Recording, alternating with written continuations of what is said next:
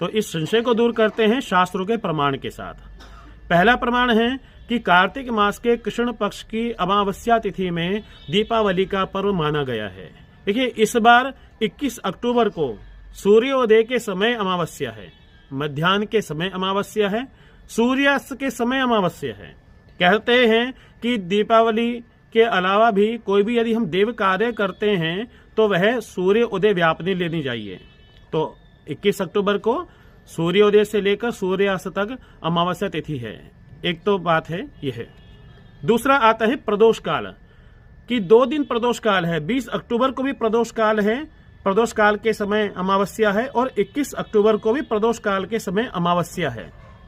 यदि ऐसी स्थिति आ जाती है तो हमारे शास्त्रों में उसका प्रमाण दिया है कि दंड करे जदि योगे दर्शस्यातु परे दि तदा विहाय पूर्वेद्यो परे दि सुख रात्रि का। अर्थात यदि दोनों दिन प्रदोष काल में अमावस्या होती है तो अगले दिन प्रदोष काल की अमावस्या को ग्रहण करना चाहिए, जो सुख कारक रात्रि होती है। तो महालक्ष्मी का पूजन 21 अक्टूबर को बताया है। तीसरा प्रमाण आते हैं कि तुला राशि अर्थात कार्तिक मास के कृष्ण पक्ष की अमावस्या तिथि तथा तुला राशि का सूर्य तथा तुला राशि का चंद्रमा जब हो तब अमावस्या के दिन दीपावली मनाई जाती है।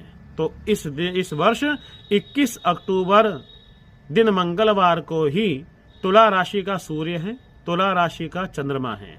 20 अक्टूबर को तुला राशि का चंद्रमा नहीं है, कन्या राशि में चंद्रमा है। तो इस तकनीकी ज्योतिषीय गणना के अनुसार भी 21 तारीख को सर्वश्रेष्ठ दीपावली पूजन बैठता है। अब आते हैं तीसरे प्रमाण के अनुसार। कार्तिक मास के कृष्ण पक्ष की अमावस्या 21 तारीख। हम और आप चाहे जो भी ज्योतिषी हों या ज्योतिषी गणना करते हैं तो वह पंचांगों पर आधारित हैं।